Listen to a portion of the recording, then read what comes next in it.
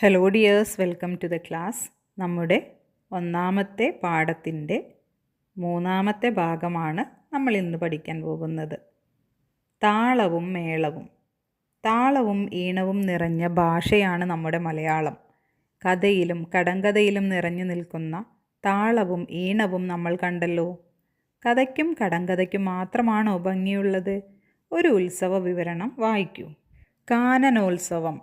കാനനം എന്ന് പറഞ്ഞാൽ കാട്, കാട്ടിലെ ഉത്സവം. കൊയ്ത്തു കഴിഞ്ഞ വയൽ, അവിടെ മാകെ നക്ഷത്രത്തരി പോലെ നെൽമണികൾ കൊഴിഞ്ഞു കിടക്കുന്നുണ്ടാവും. അത് കൊത്തിപ്പെറുക്കി വയറ് നിറച്ച് തിരികെ പോരുന്നതിന് മുമ്പ് നാട്ടിലൊക്കെയൊന്ന് ചുറ്റിത്തിരിയണം. അത് കുഞ്ഞരിപ്രാവിൻ്റെ പതിവാണ്. അപ്പോൾ കൊയ്ത്ത് കഴിഞ്ഞ വയലിൽ നെന്മണികളുണ്ടാവും. അത് കൊത്തി തിന്നാനാണ് നമ്മുടെ കുഞ്ഞരിപ്രാവ് വന്നിരിക്കുന്നത്. അങ്ങനെ ചുറ്റിത്തിരിയുമ്പോഴാണ് അവൾ കാടരികെ LP സ്കൂൾ ഗ്രൗണ്ടിൽ നിന്ന് മൈക്ക് അനൗൺസ്മെൻറ്റ് കേട്ടത്. അവൾ അവിടേക്ക് പറന്നെത്തി. ഭക്ഷണപ്പുരയോട് ചേർന്നുള്ള മുത്തശ്ശി പ്ലാവിൻ്റെ കൊമ്പിൽ ചെന്നിരുന്നു. അവിടെ നിന്ന് നോക്കിയാൽ സ്കൂൾ മുഴുവൻ കാണാം. ഗ്രൗണ്ടിനോട് ചേർന്നുള്ള സ്റ്റേജിൽ നിന്നാണ് അനൗൺസ്മെൻറ്റ്. കുട്ടികൾ തിങ്ങി നിറഞ്ഞ ഗ്രൗണ്ട്, പൂത്ത താഴ്വര പോലെ. അവിടെയാണ് കലോത്സവം. സ്റ്റേജിൽ ലളിതഗാന മത്സരമാണ് നടക്കുന്നത്. ഓരോ പാട്ട് കഴിയുമ്പോഴും കുട്ടികൾ ഒന്നാകെ കൈയടിക്കുന്നു, സന്തോഷസൂചകമായി ആർപ്പ് വിളിക്കുന്നു. പാട്ടിനു ശേഷം mono act, mimicry, dance, Oppana, Thiruvathirakali, അങ്ങനെ പലതരം പരിപാടികൾ അരങ്ങേറി. കുട്ടികളാകെ ഉല്ലാസത്തിലാണ്. കുഞ്ഞരിപ്രാവ് ആ പരിപാടികളെല്ലാം കണ്ടു രസിച്ചു. കാട്ടിൽ തിരിച്ചെത്തിയപ്പോഴേക്കും സായാഹ്ന സഭയുടെ സമയമായിരുന്നു. അപ്പോൾ കുഞ്ഞരിപ്രാവ് ഒരു സ്കൂളിൽ നിന്ന്, കാടരിക LP സ്കൂളിൻ്റെ ഗ്രൗണ്ടിൽ നിന്നൊരു മൈക്ക് അനൗൺസ്മെൻറ്റ് കേട്ടു. അപ്പോൾ അങ്ങോട്ട് ചെന്നപ്പോൾ അവിടെ കലോത്സവം നടക്കുകയായിരുന്നു. കുട്ടികൾ വളരെ സന്തോഷത്തോടെ അവിടെ ഓരോ പരിപാടികളും കണ്ട് നിൽക്കുന്നുണ്ടായിരുന്നു. എന്തൊക്കെയായിരുന്നു? ലളിതഗാനമുണ്ട്, പിന്നെയോ mono act, mimicry, dance, Oppana, Thiruvathirakali, അങ്ങനെ പലതരം കലാപരിപാടികൾ അവിടെ അരങ്ങേറിയിരുന്നു. കുഞ്ഞരിപ്രാവ് ഈ പരിപാടികളെല്ലാം കണ്ട് രസിച്ചു. പിന്നെ കാട്ടിൽ തിരിച്ചെത്തിയപ്പോഴേക്കും സായാഹ്ന സഭയുടെ സമയമായിരുന്നു. കാട്ടുചോലയുടെ വക്കത്തുള്ള വിശാലമായ കറുകപ്പുൽ മൈതാനത്തിലാണ് സകല കാട്ടുജീവികളും പങ്കെടുക്കുന്ന സഭ ചേരുക. കാട്ടുരാജാവായ സൂചിക്കൊമ്പൻ്റെ കൽപ്പനയനുസരിച്ച് സകലരും കൃത്യസമയത്തെത്തും. കാട്ടുപ്രതിജ്ഞയും വാർത്ത പറയലും രാജൻ്റെ വിളംബരവും കഴിഞ്ഞാൽ പ്രജകൾക്കുള്ള അഭിപ്രായ പ്രകടനത്തിൻ്റെ സമയമാണ്. അപ്പോൾ കുഞ്ഞരിപ്രാവ് പതിയെ പറഞ്ഞു, നമ്മുടെ കാട്ടിലും കലോത്സവം നടത്തണം മഹാരാജൻ. അപ്പോൾ കുഞ്ഞരിപ്രാവ് നാട്ടിൽ നിന്ന് കലോത്സവം കണ്ടുപോയിട്ടാണ് പറയുന്നത്, കാട്ടിലെ ജീവികളെയും ഉൾപ്പെടുത്തി ഒരു കലോത്സവം നടത്തണമെന്ന് രാജാവിനോട്. അതൊക്കെ വേണോ കുഞ്ഞിപ്പെണ്ണെ? രാജാവ് നെറ്റി ചുളിച്ചു. ശരിയാ, അതൊക്കെ വലിയ പൊല്ലാപ്പാണ് മഹാരാജൻ, മുയലച്ചൻ തൊഴുകയോടെ പറഞ്ഞു. വേണ്ട വേണ്ട, അതൊന്നും വേണ്ട. ഇവൾ ഓരോന്നിങ്ങനെ കൊണ്ടുവരും, മനുഷ്യരുടെ ഓരോരോ കോമാളിത്തരങ്ങൾ, കരടിക്കുട്ടൻ തറപ്പിച്ചു പറഞ്ഞു.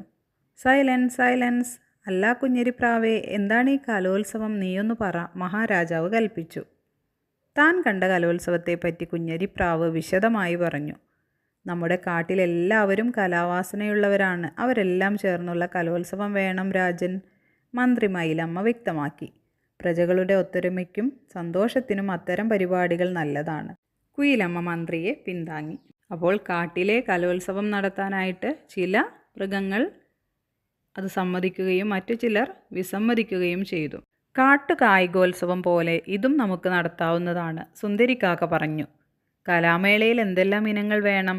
കുഞ്ഞിക്കുറുക്കൻ തിരക്ക് കൂട്ടി. പാട്ട്, നൃത്തം, കൂവൽ, കുറുകൽ, ഓരിയിടൽ, ഫാഷൻ ഷോ, ഡിസ്കോ, മിമിക്രി, നിർദ്ദേശങ്ങളുടെ നീണ്ട നിര തന്നെ ഉണ്ടായി. എന്നാണ് കാനനോത്സവം നടത്തേണ്ടത്? രാജാവും ഉത്സാഹത്തിലായി.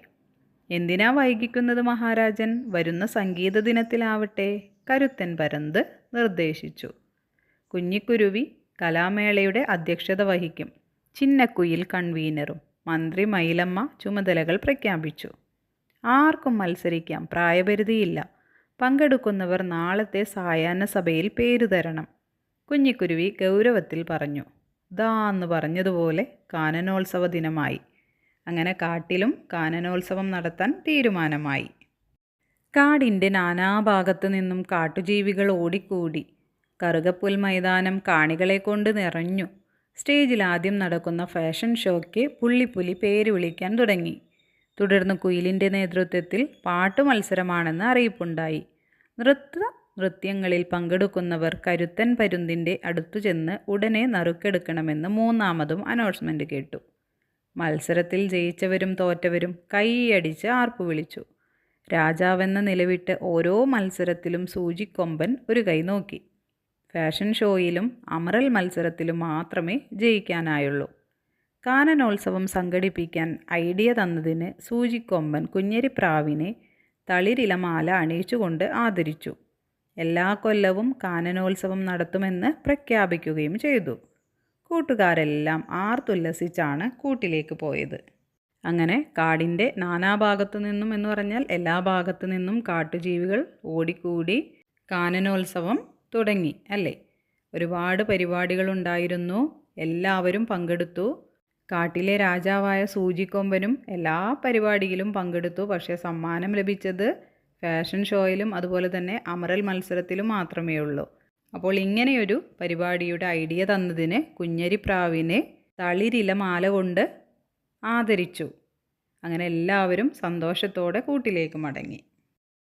ഇതിലെ ഏതെല്ലാം കലാപരിപാടികൾ നിങ്ങൾ കണ്ടിട്ടുണ്ട്? ഞാൻ സ്കൂൾ കലോത്സവങ്ങളിൽ പാട്ട്, നൃത്തം, മോണോ ആക്ട്, മിമിക്രി, ഒപ്പന എന്നിവ കണ്ടിട്ടുണ്ട്. കൂടാതെ ഉത്സവപ്പറമ്പുകളിലും ടെലിവിഷനിലും ഫാഷൻ ഷോയും ഡിസ്കോയും കണ്ടിട്ടുണ്ട്. സ്കൂൾ കലോത്സവത്തെക്കുറിച്ച് കുഞ്ഞരിപ്രാവ് നടത്തിയ വിവരണം എഴുതാമോ? കാട്ടരികെ LP സ്കൂൾ ഗ്രൗണ്ടിൽ പൂത്തുലഞ്ഞ താഴ്വര പോലെ തിങ്ങി നിറഞ്ഞ കുട്ടികൾക്കായി വലിയൊരു കലോത്സവം നടക്കുകയായിരുന്നു. അവിടെ സ്റ്റേജിൽ പാട്ട്, നൃത്തം, മിമിക്രി, ഒപ്പന തുടങ്ങിയ വൈവിധ്യമാർന്ന കലാപരിപാടികൾ അരങ്ങേറി. ഓരോ മത്സരം കഴിയുമ്പോഴും കുട്ടികൾ ഒരുമിച്ച് കൈയടിക്കുകയും സന്തോഷത്തോടെ ആർപ്പു വിളിക്കുകയും ചെയ്തു. കുട്ടികളെല്ലാവരും കലോത്സവത്തിൻ്റെ വലിയ ആഹ്ലാദത്തിലായിരുന്നു. കാട്ടിലെ കൂട്ടുകാർക്കു മാത്രം പങ്കെടുക്കാൻ കഴിയുന്ന ഏതെങ്കിലും പുതിയ ഇനങ്ങൾ നിർദ്ദേശിക്കാമോ? മരം കയറ്റ മത്സരം. പങ്കെടുക്കുന്നവർ കുരങ്ങന്മാർക്കും അണ്ണാന്മാർക്കും പങ്കെടുക്കാം. കരിയിലകൾക്കിടയിൽ ഒളിച്ചിരിക്കൽ മത്സരം. മുയൽ, മാൻ എന്നിവർക്ക്. ഏറ്റവും ഉയരത്തിൽ പറക്കൽ മത്സരം പക്ഷികൾക്ക്. മൺപൊത്തുണ്ടാക്കൽ മത്സരം എലി, മുയൽ എന്നിവയ്ക്ക്. പാഠഭാഗത്ത് ചില മത്സര ഇനങ്ങളുടെ പേരുണ്ട്. മറ്റു ചില മത്സര ഇനങ്ങൾ നാം കണ്ടെത്തി. ഇവയെല്ലാം അക്ഷരമാലാക്രമത്തിൽ എഴുതി വയ്ക്കൂ. ഓരോ ഇനത്തിലും പങ്കെടുക്കേണ്ട ജീവികൾ ഏതെല്ലാമെന്നുകൂടി അതോടൊപ്പം എഴുതൂ.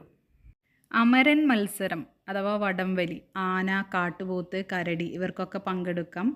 ഓരിയിടൽ കുറുക്കൻ, കൂവൽ കുയിൽ, കുറുകൽ പ്രാവ്, കുരുവി, ഡിസ്കോ കുരങ്ങൻ, നൃത്തം മയിൽ, കുരങ്ങൻ, പാട്ട് കുയിൽ, കാട്ടുപക്ഷികൾ. ഫാഷൻ ഷോ പുള്ളിപ്പുലി, മാൻ, മയിൽ. മിമിക്രി തത്ത, കുരങ്ങൻ. കാട്ടുകലോത്സവത്തിലെ മറ്റേതെങ്കിലും ഒരു മത്സര ഇനത്തിനുള്ള നിയമാവലി തയ്യാറാക്കാമോ? ഓരിയിടൽ മത്സരത്തിൻ്റെ നിയമാവലിയാണ്: മത്സരത്തിൽ പങ്കെടുക്കുന്നവർ കൃത്യസമയത്ത് സ്റ്റേജിൽ ഹാജരാകണം. ഒരാൾക്ക് പരമാവധി 2 മിനിറ്റ് സമയം മാത്രമേ ലഭിക്കുകയുള്ളൂ. ശബ്ദത്തിൻ്റെ ഗാംഭീര്യം, താളം, ദൈർഘ്യം എന്നിവയുടെ അടിസ്ഥാനത്തിലായിരിക്കും വിജയിയെ നിശ്ചയിക്കുന്നത്. വിധികർത്താക്കളുടെ തീരുമാനം അന്തിമമായിരിക്കും. കാട്ടിൽ ഒരു കായികമേള നടത്തുന്നു. അതിൽ എന്തെല്ലാം ഇനങ്ങൾ ഉണ്ടാവും? എഴുതൂ. ഓട്ടമത്സരം ചീറ്റപ്പുലി, മാൻ, മുയൽ. നീളം ചാട്ടം അല്ലെങ്കിൽ ഉയരം ചാട്ടം തവള, മുയൽ. മരം കയറ്റം കുരങ്ങൻ, അണ്ണാൻ. നീന്തൽ മത്സരം മുതല, കാട്ടുതാറാവ്. ഭാരദ്വഹനം വലിയ തടി ചുമക്കൽ ആന. നിറങ്ങളുടെ നൃത്തം. കാനനോത്സവത്തെ പറ്റിയാണല്ലോ നാം ഇതുവരെ പറഞ്ഞത്. നിങ്ങളുടെ നാട്ടിലും പലതരം കലാരൂപങ്ങളുണ്ടല്ലോ. ഏതെല്ലാമാണവ? പൂരക്കളി, തെയ്യം, മാർഗംകളി, ഒപ്പന, തിരുവാതിരക്കളി. മോഹിനിയാട്ടം, കൂടിയാട്ടം, ചാക്യാർകൂത്ത്, കൃഷ്ണനാട്ടം, പടയണി, മുടിയേറ്റ്. തിറയാട്ടം, പുലിക്കളി, കാക്കാരിശി നാടകം, ചവിട്ടുനാടകം. കോൽക്കളി, കളരിപ്പയറ്റ്. ചില കലാരൂപങ്ങളുടെ ചിത്രങ്ങളാണ് കൊടുത്തിരിക്കുന്നത്. തിരുവാതിരക്കളി, ഒപ്പന, കഥകളി, ചാക്യാർകൂത്ത്, നങ്ങ്യാർകൂത്ത്, മോഹിനിയാട്ടം. തിറയാട്ടം, പടയണി, കൂടിയാട്ടം, കേരള നടനം. തെയ്യാട്ടം, മാർഗം കളി, ചവിട്ടുനാടകം, പരിചമുട്ടുകളി, കോൽക്കളി, ദഫ്മുട്ട്, ഓട്ടൻതുള്ളൽ, ഗരുഡൻ തൂക്കം, തോൽപ്പാവക്കൂത്ത്, കാക്കാരശ്ശി നാടകം, കുമ്മാട്ടിക്കളി, മുടിയേറ്റ്, നാടോടി നൃത്തം, യക്ഷഗാനം, കളരിപ്പയറ്റ്, പുലിക്കളി. നിങ്ങൾ അവ കണ്ടിട്ടുണ്ടോ? ടീച്ചർക്കും മുതിർന്നവർക്കുമൊപ്പം അവ കാണാൻ ശ്രമിക്കൂ. കണ്ട കലാരൂപങ്ങളുടെ ചിത്രം വരയ്ക്കൂ. ഉണ്ട്, ഞാൻ ഈ കലാരൂപങ്ങൾ കണ്ടിട്ടുണ്ട്. തെയ്യത്തിൻ്റെ വലിയ കിരീടങ്ങളും മനോഹരമായ ചുവടുകളും എനിക്ക് വളരെ ഇഷ്ടമാണ്. വിശേഷ ദിവസങ്ങളിലും ഉത്സവങ്ങളിലും ഞങ്ങൾ എല്ലാവരും ഒരുമിച്ച് കൂടിയാണ് ഇത് കാണാറുള്ളത്. തെയ്യത്തെക്കുറിച്ച് നമുക്കൊന്ന് മനസ്സിലാക്കിയാലോ? ദൈവം എന്ന വാക്ക് മാറിയാണ് തെയ്യം എന്ന പേരുണ്ടായത്. മനുഷ്യൻ ദൈവത്തിൻ്റെ വേഷം കെട്ടി ആടുന്ന അനുഷ്ഠാന കലയാണിത്. കേരളത്തിൽ പ്രധാനമായും കണ്ണൂർ, കാസർഗോഡ് ജില്ലകളിലെ കാവുകളിലും ക്ഷേത്രങ്ങളിലുമാണ് തെയ്യം നടക്കുന്നത്. വേഷം കെട്ടിക്കഴിഞ്ഞാൽ ആൾ ദൈവമായി മാറുമെന്നും ഭക്തർക്ക് അനുഗ്രഹം നൽകുമെന്നുമാണ് വിശ്വാസം. വലിയ കിരീടം, മുഖത്ത് ചായം തേക്കൽ, ചുവന്ന വസ്ത്രങ്ങൾ എന്നിവയാണ് ഇതിൻ്റെ പ്രധാന വേഷവിധാനങ്ങൾ. ചെണ്ടയുടെ ചടുലമായ താളത്തിനൊപ്പം തോറ്റം പാട്ടുകൾ പാടിയാണ് തെയ്യം നൃത്തം ചെയ്യുന്നത്. പൊട്ടൻ തെയ്യം, ഗുളികൻ, കതിവന്നൂർ വീരൻ, മുച്ചിലോട്ട് ഭഗവതി എന്നിവ ചില പ്രശസ്ത തെയ്യങ്ങളാണ്. ഇതാണ് തെയ്യത്തിൻ്റെ ചിത്രം. കലാരംഗത്തുള്ളവരുമായി സംസാരിക്കൂ. ഒരു തെയ്യം കലാകാരനോടാണ് ചോദ്യം. തെയ്യം കെട്ടുമ്പോൾ എന്താണ് തോന്നാറുള്ളത്? കലാകാരൻ: വേഷം കെട്ടി കണ്ണാടിയിൽ നോക്കുന്നതോടെ ഞാൻ എന്നെ മറക്കും. ഉള്ളിൽ വലിയൊരു ദൈവിക ഊർജം വരും. ചോദ്യകർത്താവ്: താങ്കൾ ദൈവമായി മാറുന്നത് എപ്പോഴാണ്? കലാകാരൻ: കാവിലേക്കിറങ്ങി ചെണ്ടയുടെ താളം മുറുകുമ്പോൾ ഞാൻ പൂർണ്ണമായും ദൈവമായി മാറും. അപ്പോൾ എനിക്ക് വേദനയോ ഭയമോ ഒന്നും തോന്നില്ല. ആളുകൾ സങ്കടം പറയുമ്പോൾ എന്താണ് ചെയ്യാറുള്ളത്? കലാകാരൻ: ഭക്തരുടെ കണ്ണുകളിലെ വിശ്വാസം കാണുമ്പോൾ അവരെ അനുഗ്രഹിക്കാൻ തോന്നും. ഞാൻ പറയുന്ന വാക്കുകൾ ദൈവത്തിൻ്റെ വാക്കായാണ് അവർ കേൾക്കുന്നത്. പുതിയ കുട്ടികളോട് എന്താണ് പറയാനുള്ളത്? കലാകാരൻ: തെയ്യം വെറുമൊരു നൃത്തമല്ല. ഇതിന് കഠിനമായ വ്രതശുദ്ധിയും ദൈവഭക്തിയും വേണം. ഓരോ നാട്ടിലും കലാരൂപങ്ങളുണ്ട്. ഇവയുടെ മുഖത്തെഴുത്തും ചമയങ്ങളും ഒരുപോലെയല്ല. വാദ്യോപകരണങ്ങളിലും മാറ്റമുണ്ട്. പാട്ടുകളിലും അവതരണ രീതിയിലും മാറ്റം കാണാം. അപ്പോൾ ഓരോ നാട്ടിലും കലാരൂപങ്ങളുണ്ട്. അതുകൊണ്ട് തന്നെ അവയുടെ മുഖത്തെഴുത്തും ചമയങ്ങളും വാദ്യോപകരണങ്ങളും ഒക്കെ മാറ്റമുണ്ട്. അതുപോലെ തന്നെ അവയുടെ പാട്ടിലും അവതരണ രീതിയിലും മാറ്റമുണ്ട്. 2 കലാരൂപങ്ങളുടെയും ചിത്രം നോക്കൂ. ഒന്ന് കഥകളിയാണ്, രണ്ടാമത്തെ ചിത്രം പടയണി. എന്തെല്ലാം വ്യത്യാസങ്ങളാണ് കണ്ടെത്താൻ കഴിഞ്ഞത്? വ്യത്യാസങ്ങൾ: കഥകളി ഒരു ശാസ്ത്രീയ നാടക കലയാണ്. പടയണി ഒരു ക്ഷേത്ര അനുഷ്ഠാന കലയാണ്. കഥകളിക്ക് ചെണ്ടയും മദ്ദളവും ഉപയോഗിക്കുന്നു, എന്നാൽ പടയണിക്ക് തപ്പ് എന്ന വാദ്യം ഉപയോഗിക്കുന്നു. കഥകളിയിൽ മരം കൊണ്ടുള്ള കിരീടം വയ്ക്കുന്നു, പടയണിയിൽ പാള കൊണ്ടുള്ള കോലം വയ്ക്കുന്നു. കാഴ്ചയിൽ 2 കലാരൂപങ്ങളും തമ്മിൽ എന്തെല്ലാം സാമ്യങ്ങളാണുള്ളത്? രണ്ടിലും മുഖത്തെഴുത്തുണ്ട്, രണ്ടിലും വലിയ കിരീടം ധരിക്കുന്നു, രണ്ടിലും നൃത്തച്ചുവടുകൾ പ്രധാനമാണ്. സാമ്യവും വ്യത്യാസവും പട്ടികപ്പെടുത്തി എഴുതി നോക്കൂ. ഇനി സാമ്യതയും അതുപോലെ തന്നെ വ്യത്യാസവും പട്ടികയാക്കി നൽകിയിരിക്കുന്നതാണ്. ആദ്യം കഥകളി. ഇതൊരു ശാസ്ത്രീയ നാടക കലയാണ്, എന്നാൽ പടയണി ക്ഷേത്ര അനുഷ്ഠാന കലയാണ്. കഥകളി സാധാരണയായി രാത്രി മുഴുവൻ അവതരിപ്പിക്കുന്നു, പടയണി അർദ്ധരാത്രി മുതൽ പുലർച്ചെ വരെ അവതരിപ്പിക്കുന്നു. കഥകളി മുദ്രകളും ഭാവങ്ങളും ഉപയോഗിക്കുന്നു, പടയണിയിലോ കോലങ്ങൾ ധരിച്ച് നൃത്തം ചെയ്യുന്നു. കഥകളിയിൽ മരം കൊണ്ടുള്ള കിരീടം ധരിക്കുന്നു, അതുപോലെ തന്നെ പടയണിയിൽ പാള കൊണ്ടുണ്ടാക്കിയ കോലം വയ്ക്കുന്നു. കഥകളി സാധാരണ സ്റ്റേജുകളിൽ അവതരിപ്പിക്കുന്നു, എന്നാൽ പടയണി ദേവീക്ഷേത്രങ്ങളിൽ അവതരിപ്പിക്കുന്നു. കഥകളിയിൽ ചുട്ടികുത്തൽ മുഖത്തുണ്ട്, എന്നാൽ പടയണിയിൽ മുഖത്തെഴുത്ത് മാത്രമാണ് ഉള്ളത്. കഥകളി പുരാണ കഥകൾ പറയുന്നു, എന്നാൽ പടയണി ഭദ്രകാളി പാട്ടുകൾ പാടുന്നു. മിക്ക കലാരൂപങ്ങളുടെയും അവതരണത്തോടൊപ്പം ചില പാട്ടുകൾ പിന്നണിയിൽ ഉണ്ടാവും. പാട്ടുപാടി അവതരിപ്പിക്കുന്ന കലാരൂപങ്ങളിലൊന്നാണ് തുള്ളൽ. തുള്ളൽ പാട്ടുകൾ നല്ല കവിതകളുമാണ്. ഈ തുള്ളൽ പാട്ട് താളത്തിൽ ചൊല്ലി നോക്കൂ. പടയുടെ കെടുതി. പടയുടെ കെടുതി എന്ന് പറഞ്ഞാൽ യുദ്ധത്തിൻ്റെ ദോഷമാണ്. ഇട്ടിപ്പെണ്ണിനു കട്ടിലു പോയി, നെട്ടിപ്പെണ്ണിനു പെട്ടികൾ പോയി. കണ്ടച്ചാരുടെ മുണ്ടും പോയി, ചെണ്ടക്കാരുടെ ചെണ്ടകൾ പോയി. കേളച്ചാരുടെ വാളും പോയി, കാളൻ നായുടെ ചങ്ങല പോയി. ചിരി കണ്ടച്ചാർ പടയിൽ ചാടി, ചുരിക കളഞ്ഞേച്ചോടിപ്പോന്നു. എന്താണ് ഇതിൻ്റെ അർത്ഥം?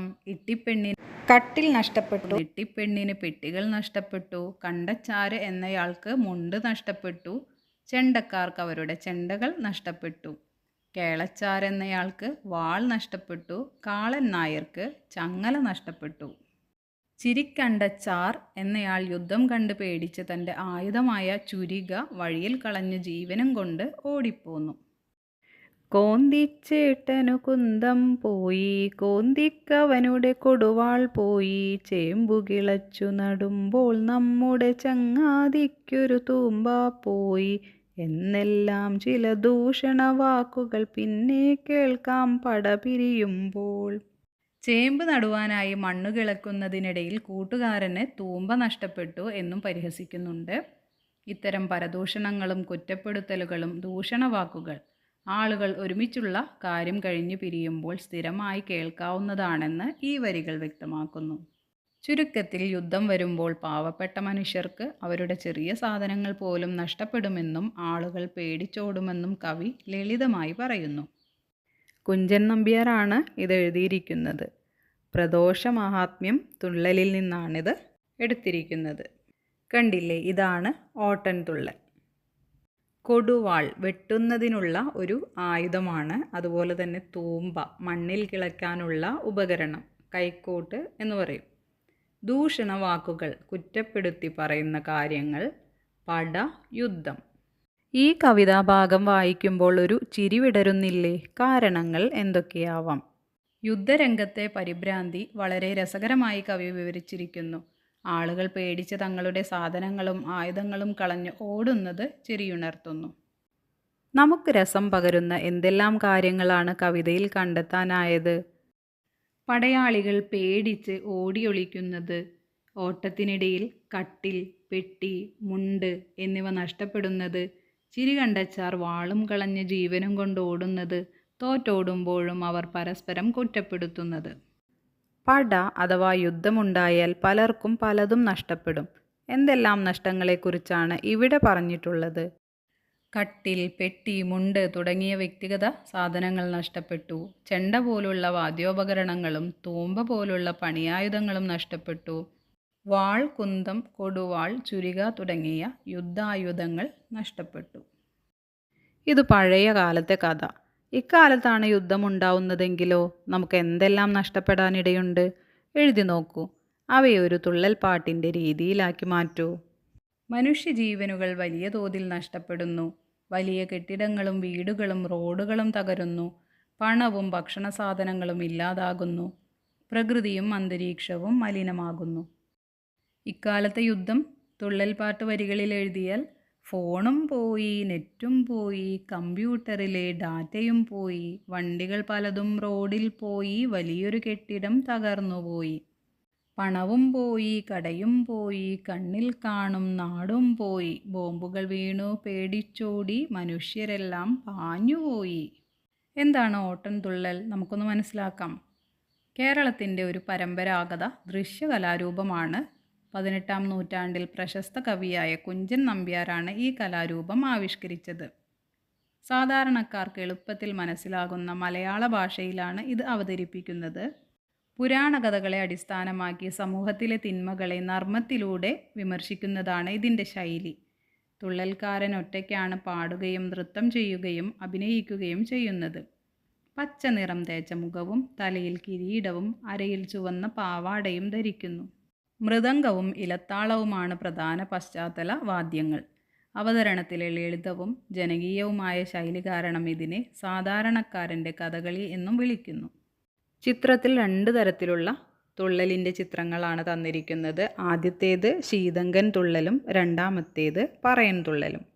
ഓക്കെ ഡിയേഴ്സ്, അപ്പോൾ പാഠഭാഗത്തുള്ള എല്ലാ പ്രവർത്തനങ്ങളും ചെയ്ത് പഠിക്കണം. മറ്റൊരു ക്ലാസ്സിൽ വീണ്ടും കാണാം. Thank you.